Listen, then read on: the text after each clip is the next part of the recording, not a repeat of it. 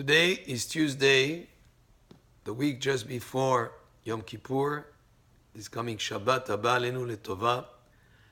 And Yom Kippur is known as the Day of Atonement, the Day of Forgiveness. This is the day that Hashem forgives us for our sins. This is the time that we all come to synagogue and we're dedicated to prayer, to introspection, to a day of spirituality where we do not eat, we're not involved in any work or any mundane activity. But what we should realize also is that day of Yom Kippur is the day of receiving the second tablets of the Torah. And as Hashem forgave the Jewish people for the grave sin of the golden calf, and that day became a day that is an opportune day for forgiveness. Just like on that day, Moshe Rabbeinu, after being in Shamayim for 40 days, 3 times. The first time he brought down the first tablets.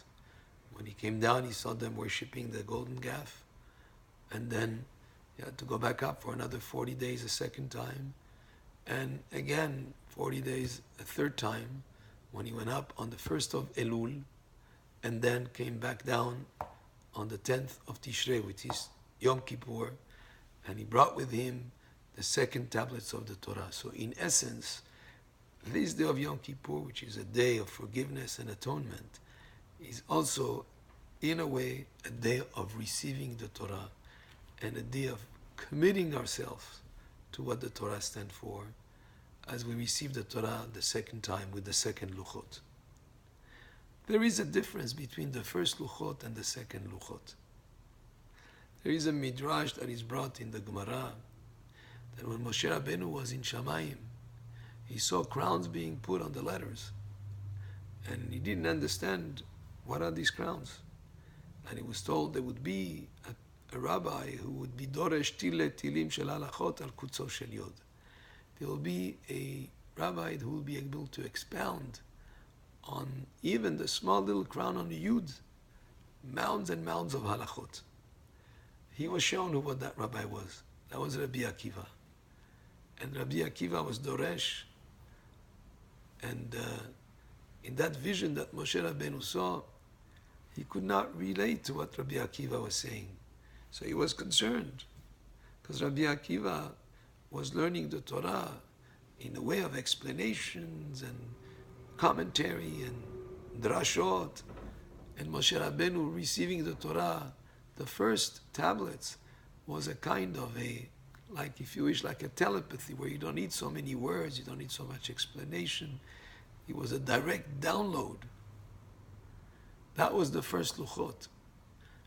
And then Moshe Rabbeinu was concerned. And the Gemara goes on to say, then one of the students asked a question, and Rabbi Akiva said, the answer for this, it is Halakha le Moshe Sinai. This is a tradition we received from Moshe Rabbeinu all the way to the time from Sinai. And then Moshe was sort of put at ease. But why is it that he couldn't relate to what Rabbi Akiva was saying at the beginning?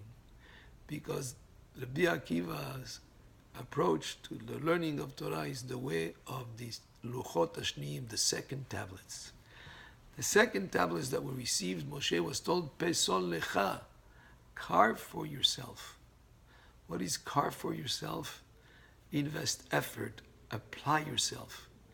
If the first tablets were given as a gift without much effort, the second tablets represent the effort that a person puts in learning Torah, just like Rabbi Akiva is known as one of the top rabbis in terms of Torah Shebe'al Peh, in Torah that is the oral Torah, that the way that is accomplished is by Am Yisrael sitting down and learning and putting effort and investing time and having the commitment to have Kviat Itim La Torah and to bring light into the darkness when sometimes there is a certain portion that is not clear, it's difficult to understand. A person repeats and delves into the subject and learns, and finally the light shines and you're able to understand what is being learned. So that is the aspect of the second Luchot that we received on Yom Kippur.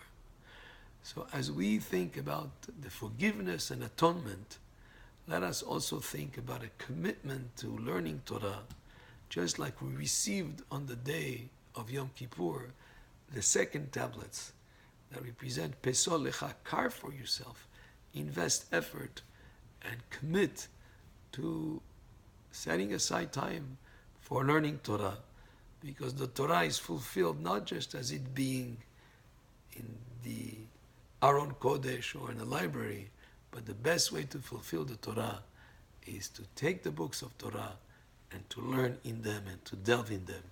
So this could be one of the commitments that each of us will make for the coming year, each according to his level, to add a little bit more or much more learning Torah in a set way, in a committed way, in a way that is an involved way of applying oneself in learning of Torah. Baruch Adonai le'olam, amen ve'amen.